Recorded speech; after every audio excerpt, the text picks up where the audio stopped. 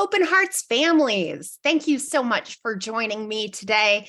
My name is Brooke Fremouw. I'm a certified trauma support specialist that specializes in adoptive families and the unique needs that come with adoption and foster care. Once again, thank you so much for joining me. It's an absolute honor to be able to speak into your hearts and into your homes today. Thank you, Lisa, so much for asking me to put this together for your very, very special partners and recipients, grant recipients. If you are a family that is in waiting, I'd like to speak to you first. Hard. So hard. You see, I am not only a certified support coordinator, right? Like, I'm not just a person who does this as a career, but I'm also a mom, an adoptive mom. And I have 11 kids. And the way that God chose to grow my family, it all started with a birth parent adoption. Then we moved into foster to adopt. And from there, we found ourselves in Ethiopia. And so being subject to a process is absolutely something that I know firsthand. I know how painful it can be to be called to a beautiful child that is not even in your country, and to love them more than you ever knew you'd be capable of loving them, even though you haven't gotten to hold them in your arms. And if that's you today, I want you to know that there's hope. There's hope that your family will all end up under one roof. And that might not be today and it might not be tomorrow, but that there is a plan, and that everything we're going to talk about today is also for you. Whether you already have kids in your home, and these strategies will help you be most equipped and most ready for your little one to join you, or whether this is biological children that you have, that you're like, wow, what lies ahead for them? Or even if you're like, I don't have kids yet, the level to which I need the Lord to bring this child to me and fill my heart and fill that bedroom. Everything we're going to talk about today still applies. So stick with us. These are things that are going to be for here and for tomorrow, for families that are in waiting, all the way to families that are really in the thick of it and feeling like they're drowning. You see, this is a new year. We're in 2023. 2022 is now behind us. And what I want to talk to you guys about is a plan that I'm calling Ready, Set, Go. If you're a family that's like, adoption is not that different than having a biological child, it is. It's drastically different. And even if you're not navigating cultural differences, language differences, if you're not navigating that and you've gotten your child through foster care or domestic adoption, it's still drastically different. There's something known as adoption trauma. It's very, very real. And every child has it to one extent or another. Now, some kids, they're really, really good at not displaying any symptoms of it until they get older. And some get all the way into adulthood with nothing more than just a need for conversations around identity and around love and around purpose. And others, gosh, they come with differences from before they're ever in your home, because of those adoption traumas and the traumas that occurred prior to being removed from a family that was either neglectful or abusive or abandoned them, right? And so the level and the spectrum is from very, very little all the way to, holy cow, this child literally is smearing feces all over the wall. What am I going to do? Right? And then when they get into those more vulnerable ages and that complex reasoning starts to develop in their brain, a lot of kids that were like pretty smooth sailing, that's the point at which they start to really struggle, because the complex reasoning is really hard for them to put their words behind. And the natural pull away from moms and dads into a social group, and yet they don't often feel like they belong in that social group or that they have the same skill sets or same history to dive into. Oftentimes there's medical issues, developmental delays. The differences are very, very real. And so today, this video, this is specific to families that are navigating those waters of what does different look like and how can I best show up given the fact that we have some differences in our home. Ready, set, go. You would never want to go into the Olympics not trained, not prepared. You would never want to go into a job interview not looking into the company and looking into your skill sets around the position that's being offered and show up with a knowledge base. Show up having prayed yourself up, having made sure you had a good breakfast. You know, even our kids, when they go into those standardized testing situations, they say, feed your child a nice solid breakfast. Get good rest the day before. Bring snacks and speak a lot of positive into your child before the testing. We know that things that are important take a level of preparation. And that preparation is the step we're going to call today ready. I'm going to give you 3 concepts to reinforce what readiness for us as adoptive families, as parents to unique children, what does that readiness look for? 3 certain things, okay? It looks like reflecting. It looks like identifying. And then it looks like releasing what was and finding neutral, okay? Reflecting, identifying, and releasing what was and finding neutral, okay? Those are the 3 points. Reflecting. What was 2022 for you and your family? How did you handle the pressures of either home studies and fundraising and sitting in the wait? Or how did you handle all of the strains and demands from running a very busy, complex household? On a scale from 1 to 5, how would you rate yourself? 1 being the worst, 5 being, oh my word, I crushed it. My husband and I are awesome. I know I've never looked back and been like, wow, it was a 5. Because the truth is, around every corner, there is a brand new trick up somebody's sleeve. And that my life with 11 kids, at least 2 or 3 of them are in a struggle. Right? Praise the Lord, not all 11 are in struggles at the same time, but we as parents, we want to fix struggles. We want to use struggles and purpose them, that our children would grow and not waste that pain, but actually purpose it into a lesson and into new skill sets to avoid the same stumbling blocks, right? So I don't know that I've ever had a 5 since having kids, but if you did, I want you to reflect and go, what did we do right? And if you had a 1, I still want you to ask yourself the same question. What did you do right? Go ahead and write down. Last year, the things where I can say I really showed up as my best self, what are those things? What made them work? And how do you feel about them? Reflect. The other part of reflecting is that we also need to look at, wow, what is not working? And you might not understand what your participation is in the things that are not working. Maybe you do. Maybe the Lord's given you insight, or services and supports around you have allowed you insight to be able to look at that and go, yeah, I've got work to do. Or maybe it's, I don't know how I could show up different, but oh my word, my child is not thriving. My child is in pain and in struggle. Services are not enough. It's not working. What's not working? How does it feel? Go ahead and take a moment, hit pause. I want to encourage you, if you don't have paper and pencil, go get it.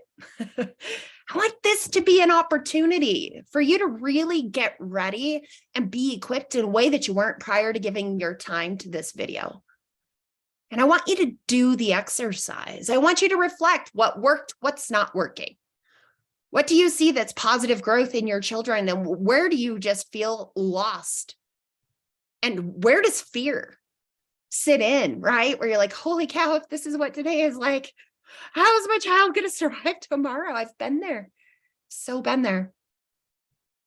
In reflecting, when you're done with that, we're going to move to step 2 of readiness, and that's identify. Identify cause and effect, right? When I do A, B happens. Or when my child does A, B happens. My spouse is or is not supportive of the parenting model, the way in which I engage. I lose my marbles because I'm just so frustrated or just so scared. My child loses their marbles all the time because they're just angry and hurt about what you may have no idea. But you see that pendulum swing where they're like super snuggly and super amazing and then literally wanting to gouge your eyeballs out. And you're, how does this pendulum swing so far? What causes those shifts? What causes your child to lean into you versus pull away? Identify. What do you think are the precursors, tangible ones that make one day better than another day? We're going to identify. We're going to use that list in step 2. The third part of readiness, release what was and find neutral. Release what was and find neutral. Guys, you cannot go back and change 2022. You can't go backwards and undo things that you may have said, things that you may have done that you're not proud of. You can't go back and not show up angry and frustrated the way that you wish you had shown up. And so what we need to do is accept that that was the best that we had then. And that our best, sometimes it was good enough and sometimes it was unfair. But your best probably came from a place, right? And if it wasn't a place that was healing and nurturing, then of course the outcome is not going to be that. And so we need to set that down. We need to set down any shame we have. We need to set down any guilt that we have. If you're in that adoption waiting process and it has become largely about you, and you're really focused on your feelings and your grief and your fear, it is human and it is natural, and yet it is not where your child needs you to be, right? So we're going to set that stuff down. It is a new year in which we can take on new ideas. We can learn and grow from what was into what will be and what is, what we're capable of. And so neutral is the body position that I need all of my clients and every adoptive family to find. Neutral. What are you talking about, girl? Well, guys, it's like this. It's like a car. Picture back like an old stick shift VW Bug. I had one of those. It was really adorable. Really cute Super Beetle, purple paint, the whole deal. And so there's drive, and then like down, right, is reverse. And so many times our children, they go drive, reverse, right? They're 100% angry, hurt, manipulative, controlling, angry, fearful. And you're like, whoa, all that. And then they're withdrawn. And they're going backwards. They're crawling within themselves. They're hiding up in their bedrooms. And it's back and forth and back and forth. And I wonder how much that is you, at least on the inside, if not also on the outside, where you are ping-ponging between drive and reverse. I need to hide away in my room and recover because I have had it, and I don't want to do something that's unfair to my child in this position that I'm in right now, but I am exhausted. I am scared. I am angry. This is not what I thought it would be. And so you hide away and you attempt to heal and recover. And as soon as you put your feet back outside that bedroom door and all of those demands and all of those behaviors are right outside your bedroom door, you go right back to like, this is not who I want to be. And I don't know how to show up anymore. Neutral. We need to find neutral. Neutral is the place where we're not easily triggered. Neutral is the place where peace is inside of us. And where there's a behavior, that behavior doesn't have the power to define how your day is going to be or to define how you're going to feel. Neutral is the space where you have peace that surpasses all understanding, where you have joy, maybe not happiness, but joy beyond measure, right? And so how do we get there? I'm telling you, it's one of the most important parts of readiness. If you're a parent whose heart is broken because you're waiting, or you're a parent whose heart is broken because you were broken while waiting, and now that beautiful treasure that you've prayed for, fundraised for, sacrificed for, loved for is in your home, and it is nothing like what you thought. And the honeymoon has wore off and you feel guilty. You feel guilty because you're not showing up as your best self and that you feel underprepared and ill-equipped. Neutral, it does exist for you. And guess what? It exists for your child too. But we can't get our children there unless we ourselves can get there. And so what does it take to find neutral? It means letting go of guilt and shame and setting that down and saying, you know what? God is big enough to forgive me. I am big enough to forgive myself. And in time, my child will understand and have forgiveness for me as well if they haven't found that yet. But I'm not going to be defined by that because God doesn't judge me over that. When you know better, you do better. And I'm suggesting let's know better, let's do better. We walk out of the guilt and the shame and we say, I'm going to choose conscious practices to find neutral. I'm going to start my day with prayer and body work. I know it sounds very heebie-jeebie, right? It sounds very like Zen. And the reality is no matter your religious belief and no matter your life circumstances, body work is critically important for us to discharge negative body chemicals that build up in times of stress. Choosing to start your day with conscious body-brain integration is so healthy. It can be found with prayer. It can be found with things like yoga or conscious meditation. There are Christian meditations out there. If you don't have Insight Timer as an app on your phone, I highly recommend it. It's free. And yeah, some of it's a little, pick your battles, right? Find the one that you like. There's an app that's come out called Pause.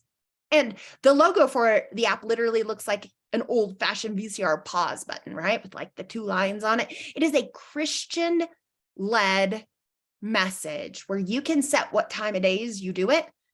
And it really helps you center your mind and your body. I recommend doing breath work with whatever it is that you do, even if it's just praying. And the key here is to have very deep, quick inhales with very, very long exhales. So you want about 2 times the exhale as the inhale, because what it does is it slows down your pulse rate when you are doing long exhales. And we want to get your body to a place of neutral. And then maintaining neutral takes also conscious work. It means when there are triggers and you can walk away, do it. And when you can't walk away, breathe yourself through it and do body exercises that incorporate left, right. This here I'm squeezing, squeeze, squeeze, squeeze, squeeze. You can do that very discreetly. I'm doing it right now and you can't even tell that I'm doing it. So if you're feeling triggered left, right, with the sensory in your extremities, I cannot tell you how powerful that is. In Journey University, the courseware that I lead and the groups that I lead with adoptive mamas, we talk about why. I don't have time to talk about why, but I hope that you can trust me that there's power in this and try it. Try it for yourself. If you are a person who hasn't found neutral in a really long time, I want to encourage you to find somebody to talk and process your pains and fears with. Even if that person is through technology or a telephone, I think it's so important not to carry your burdens on your own. And make sure that that's a safe space, not a judgmental space or a space that's offering solutions, a space that will just carry it and love you right where you're at. If you don't have that space, reach out to Lisa. She can connect you with that. Open Hearts has people and connections to help you process through in a way that's safe. So please do that. You deserve it. Your children deserve it. And try on body work. Try it on. And I would say at least 3 times a day for yourself and your spouse as you're getting ready for the next step. Let's dive into it. What is step 2? It is set, right? I picture like those runners in the Olympics that have the starting block, right? And ready is them like getting out there, but their knees are on the ground, right? And then set is when they lift their knees up and they're on their toes, ready to push in order that they would take a firm stride and not have a slow start to the race that lies ahead of them. Guys, this is what we're talking about. With body work in neutral, with letting go, with identifying the things that went right and wrong in step 1, now we're ready for step 2. If you'd like to go ahead and take a pause and resume this tomorrow, this is a great space to do that. So feel free to do that so that you can really process and practice what we talked about in step 1, long breaths out, journaling or taking your burden to a safe person and safe space, doing the left-right body integration and the reflective exercises. If you have not done that, please pause, please go back and do that, and then resume here. Okay, now that you've done that, I want you guys to think about set. What is it? It's a proactive mindset to create success in the family, not responding to the things within the home, but creating systems to generate peaceful, connected relationships in the home. What it is a mindset that takes some action, right? When we have the peace that surpasses all understanding and the joy unspeakable, and a dog that's angry. We need a dog with a little bit of peace too. I know, Blue, that was very scary, wasn't it? Do you want to get up on the bed? He's a baby. I apologize. A very gigantic baby with a very mean bulldog to discipline him. Guys, can I just ask you a question? I feel like that was a God side note. In our house, our dogs, we have 4 of them. And so sometimes the dogs are doing things they're not supposed to do, or they're kind of freaking out when a delivery guy comes to the door. And what's the instinct with some kids and spouses around? Do they yell at the dog? We don't want an atmosphere that has yelling at all. There's many reasons for it. Again, we touch on those in Journey University, but the reality is there's a chemical discharge within ourselves when we yell. And if we allow ourselves to go to that space, we are choosing additional chemical discharges that then make neutral very difficult. So yelling is something I work very, very hard not to allow in my home and not to do. So when our dogs are freaking out at the door, I clap. And that clap is an adverse noise. And it tells them that I don't like what's happening. As a matter of fact, I just did it. So the dog is like, what? Get away from you? Right? I don't have to yell in order to get control. And then when my kids are like, stop it, when the dog has got something in their mouth they took from the bedroom, I say, we need to choose a different way. And I empower them with strategies that don't involve yelling because I need my kids in neutral as well. That was bonus material thanks to Winston, the bulldog. Anyway, let's get back to it, right? We want to have a proactive mindset and systems in place so that we are not responding to the different things in the house, but instead we are dictating. And then as they react, we don't choose reactivity to their reactions. Does that make sense? I feel like before I had tools and systems and the deeper understanding of what trauma was and how it showed up for our kids that are adopted, I feel like when my daughter had a bad day, I had a bad day. When my son was angry and upset, I was afraid because his anger and upset was something I didn't know how to handle. And so I reacted to him. I reacted to her. And a lot of how I did the day was decided by how they showed up. And it should be different than that, right? Our kids should never be in charge of our worlds and our day. And yet, so oftentimes, especially with my new clients, that's where they're at. So we don't want reactivity. Let's look at the 3 steps to set. Number 1, we're going to target specifics. Number 2, we're going to develop a plan. Number 3, we're going to roll out the plan. Targeting specifics. Remember that list that you made where you reflected and identified? That list now becomes a to-do list. But here's the challenge. I don't want that list to become this overwhelming to-do list. Is there a theme? Is the theme back-talking? Is the theme an angry child that I don't know how to contain? Is the theme every time I ask for something, my child shrivels up and turns very emotional towards themselves, not towards me or the home? If there's a theme, I would say write down what that theme is.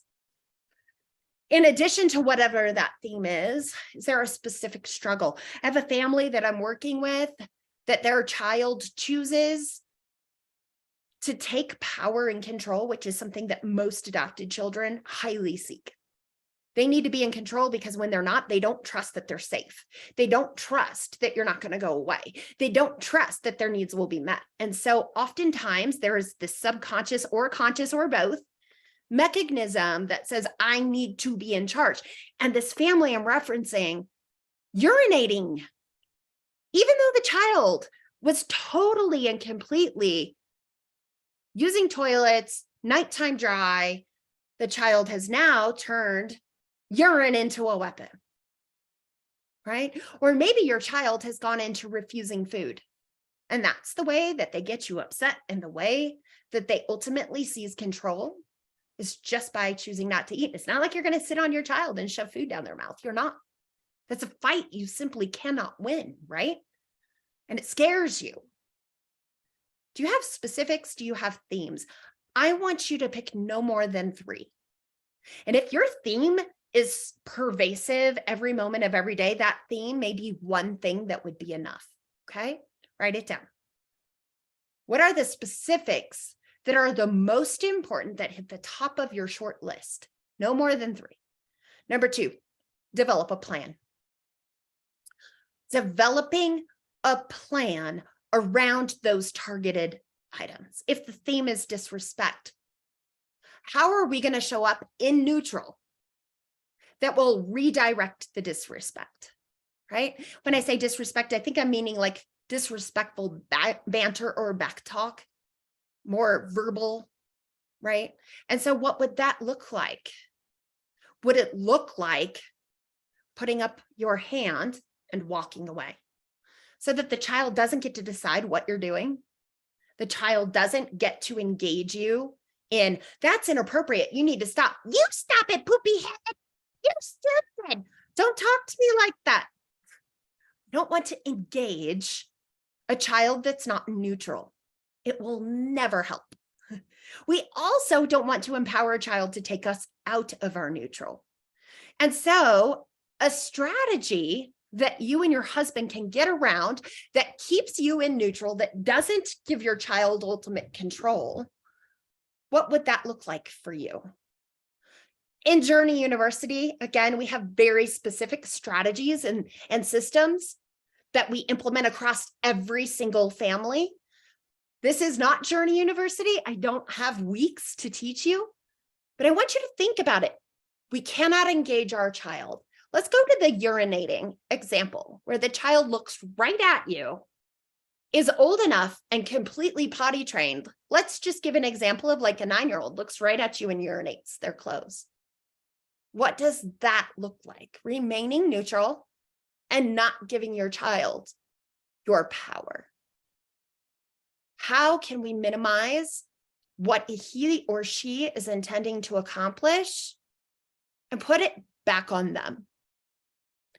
For me, what that would look like is choosing to walk away and then not allowing my child to move to the next thing until they have completely cleaned up every aspect of that mess. A 10-year-old can go hand wash their clothes in a bathtub, like rinse it out, wring it out, carry it in a towel, put the towel and that clothes inside a washing machine, spray disinfectant in the bathtub, wash their own body, and then go back to playing.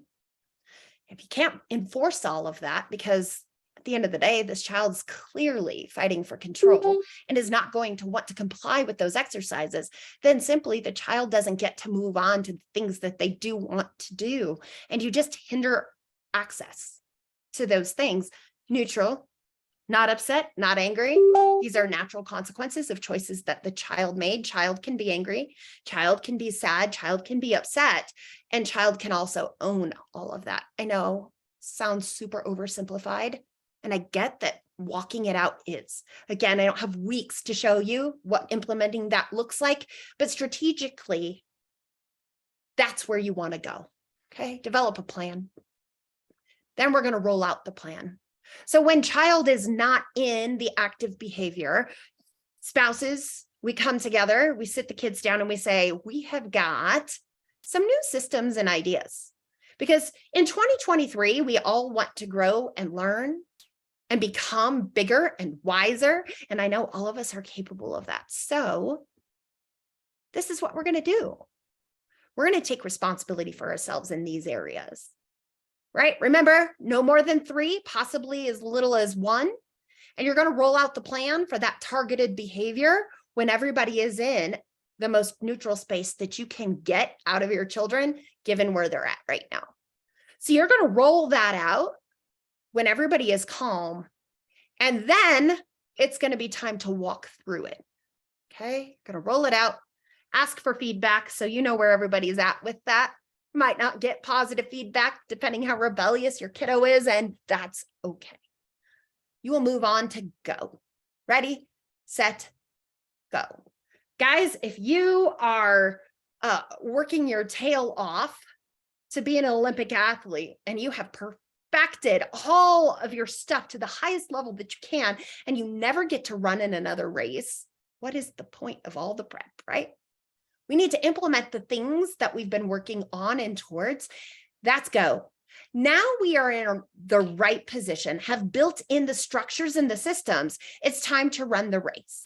Being ready to reinforce the strategies and adapt to unforeseen obstacles, resilience to keep going. What are those 3 steps?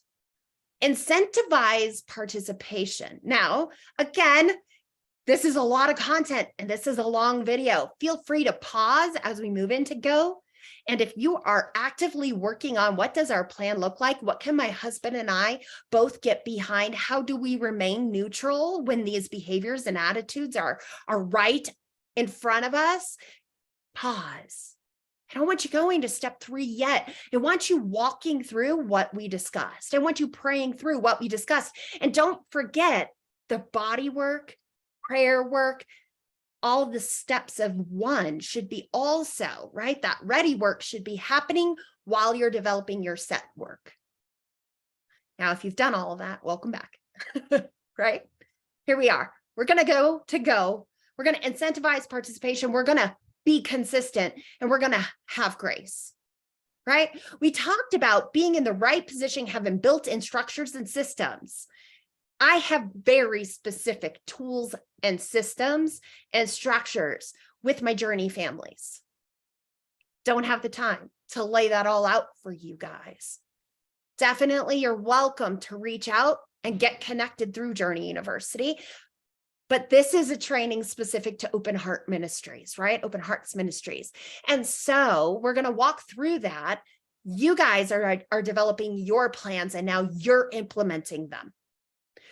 Very important to incentivize participation. Now, I want that participation to be incentivized around neutrality. So it looks like this. If you said, every time the child urinates, they're going to need to walk through the natural consequences of dealing with their own mess prior to re-engaging. And the child does everything that is asked and does it with the appropriate attitude, then the child is going to be incentivized and rewarded for that. And what you're going to find is that the child that is neutral doesn't have the same levels of anger through their cortisols, hormones, adrenalines, etc. Right? And so when they see that it doesn't upset you and that it doesn't ultimately give them the authority that they're looking for, the behavior will naturally subside. But they're going to walk a mile in testing that because they know historically it really gets you mad. And so when they've done it and they've done it well, you're like, awesome, so proud of you. You are still going to get the daily prize today, even though we had this mishap, you handled it well. And so for us, we use a system called chunking. I want to encourage you, if you don't use chunking or know what chunking is, go on to the YouTube channel or go into your email through Open Hearts. The last training that I did discuss chunking. And so we want to break the day into increments. We want to incentivize neutrality through those increments, and then also reward them based upon remaining neutral for so many chunks in a row, not based on the day, but so many chunks in a row, so that they're constantly working to earn or restart any mistakes. And they don't just throw it all away because they messed up in the middle of the day. Does that make sense? And so we want to chunk, we want to incentivize those incentive. What we use for incentive has to matter. If it doesn't matter, then it's not going to be worth it for them, right? So we want to incentivize not chores, not necessarily consequences for bad behavior. When they have a big feeling, are they handling it well? When they make a mistake, do they fix it? And can they remain neutral through the course of a day? That's where we want to get, because if you have a kid that's in neutral, their brain is in optimum function. Your brain is in an optimum function, and that's where we can grow and connect. Does that make sense? Okay, be consistent. If you set an expectation and you put, this is what we're going to do every single time our child is disrespectful, every single time our child is defiant, every single time our child self-defecates, you put it into place, you've decided that it is healthy and appropriate and reinforces the idea of self-ownership and neutrality, then you need to show up highly reinforcing that. Now, we are not perfect. I am also a parent that gets super tired. 11, right? 11, super tired. I hear you. And yet, especially those first 2 to 4 weeks, I cannot emphasize enough how much your child needs you to stay consistent with the incentives and to stay consistent in the measurements and stay consistent with you being neutral and removing yourself from triggers and then reinserting, because they're not going to find success unless you hold your line, and that line is a healthy line. Consistency, right? Over a course of time, often I have families and clients that they're so consistent, everything is working, everything is better. And then 3 months down the road, they're like, I just don't understand what happened here. This old behavior is back. And I say, how's chunking? Where's the incentives at? Are you still doing that? Well, no, they were doing so good. We pulled that away. We didn't think it was necessary. Okay. And how's that working for you? Right? And so it's okay as your children age and mature and develop new skill sets to build off of that. You can certainly go back to your list where you reflected and identified and update what it is that you're targeting and then move through those things, right? That's okay. But we want to make sure that our request and our response remain appropriate and reinforced, right? So consistency. And then the last component is grace. Guys, you're not going to be consistent 100% of the time, and you are going to lose neutral at certain points. You may go back to arguing when you've already decided that we're going to put up our hand and walk away, or that we're going to put up our hand and ask our child to go sit in a specific location, that they would walk away when being disrespectful. Whatever you've determined is healthy, safe, and appropriate for your home, you're going to blow it, and so are your kids. Your children are often easier to forgive than we forgive ourselves for, right? We have a higher standard. We're mature. We're educated. We chose adoption. Our children, not mature. They have no ability to understand the things that are of their past. They can't see around the corner in the future. They don't understand the consequences of the things that they choose today, right?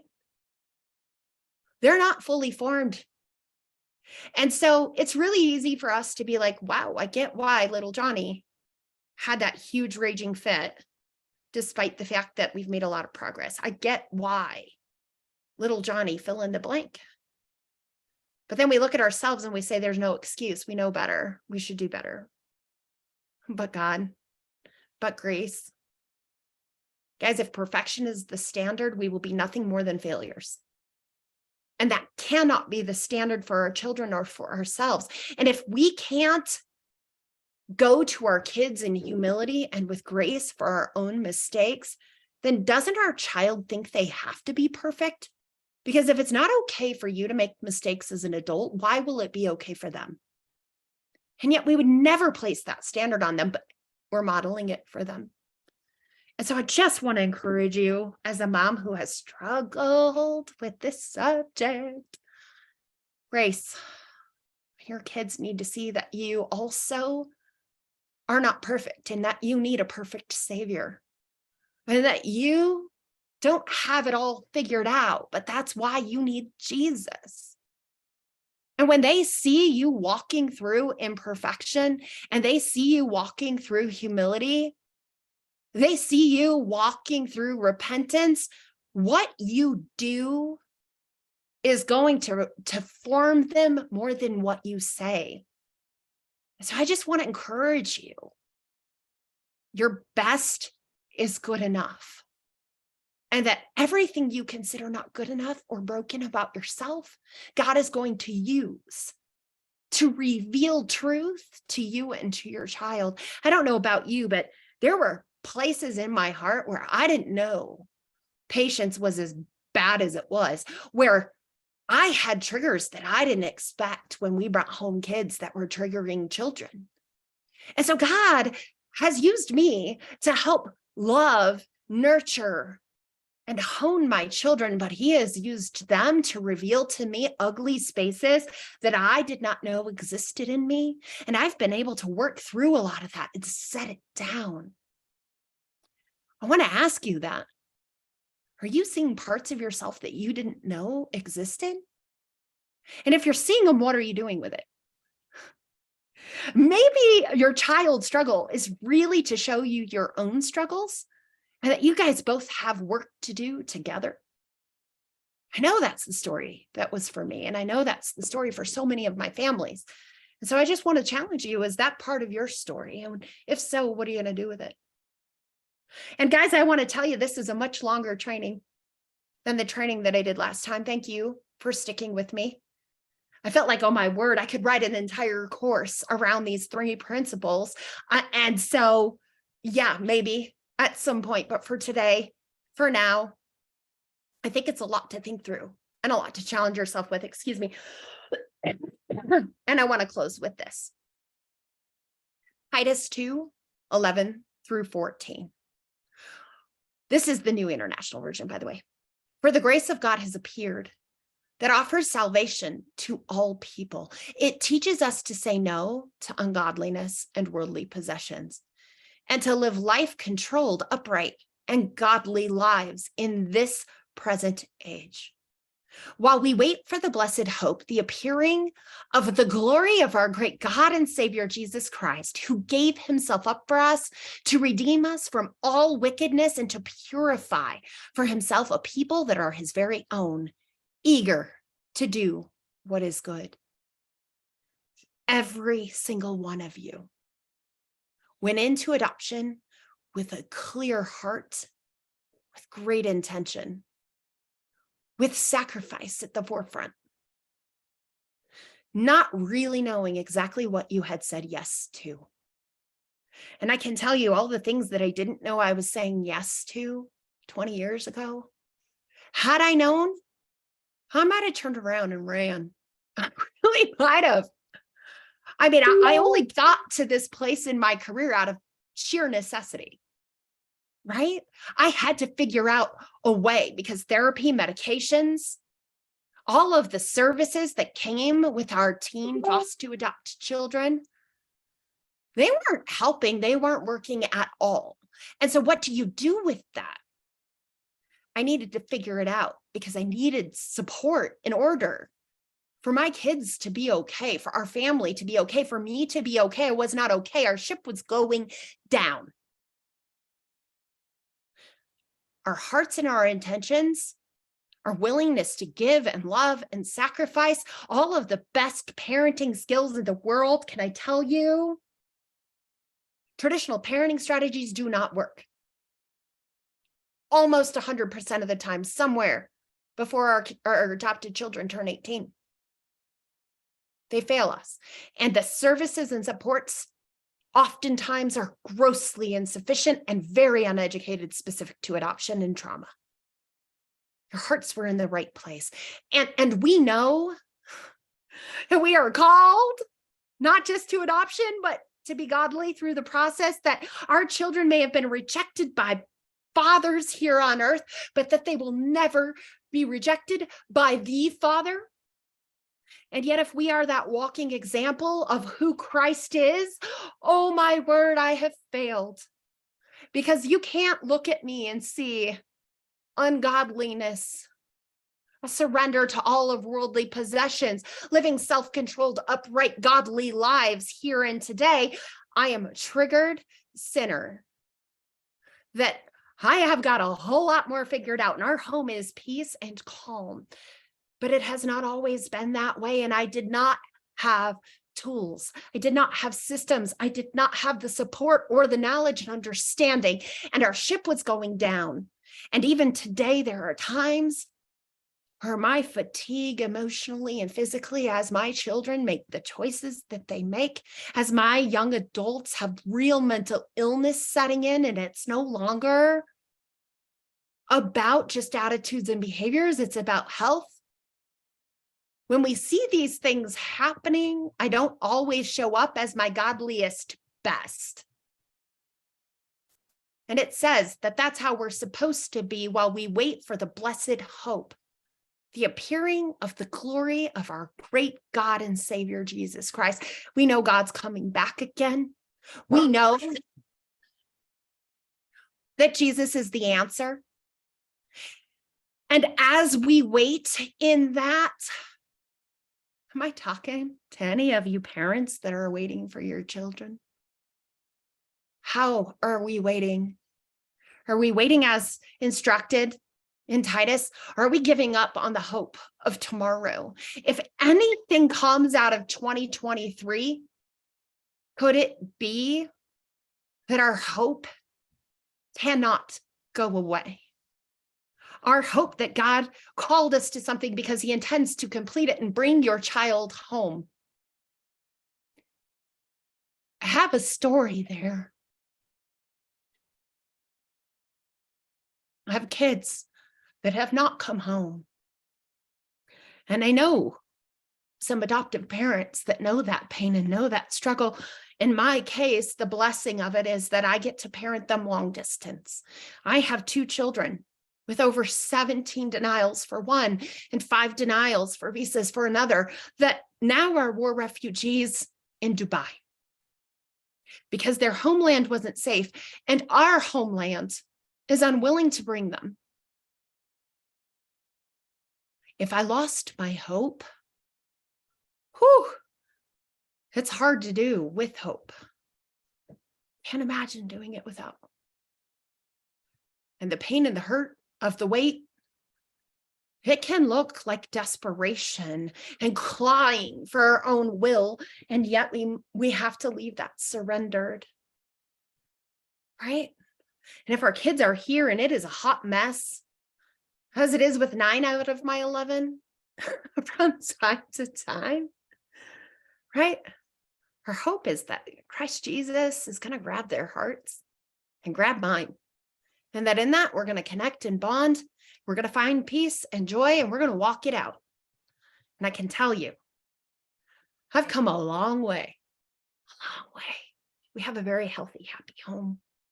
And we have for a really long time. And what is possible for me in my home is 100% possible for you and yours. Right? It says, while we wait for the blessed hope, there is hope for you, Mama. There's hope for you, Dad. And there's hope for our families and our children. God bless you. God bless you for all that you've done to get to where you are and for all you're willing to do to get where you're going. God bless you for staying connected to Open Hearts Ministries, for not quitting, for standing in a gap for a child to call somebody mom and dad, to know true love, to have a chance at being the overcomer, and to walk in that chance and opportunity. You're a hero. You're a kingdom hero. You're a hero to that child, whether they treat you like one or not. And the amount of respect that I have for our community, it's pretty incredible. It's pretty incredible. The world may not get us. I can tell you, I have close family. They don't get it. I have some well-intended friends. They don't get it, but you get it, and I get it. And so thank you. Thank you for all that you do, all that you continue to do, and all that you will do, because we're not quitters. We're fixers. We're going to find solutions. We're going to keep walking it out. God bless you. Thanks again. Open Hearts, thanks again for the opportunity to speak to your people. Sorry this one was so long, but hopefully they broke it into 3 chunks. And we'll see you guys next time. Bye-bye.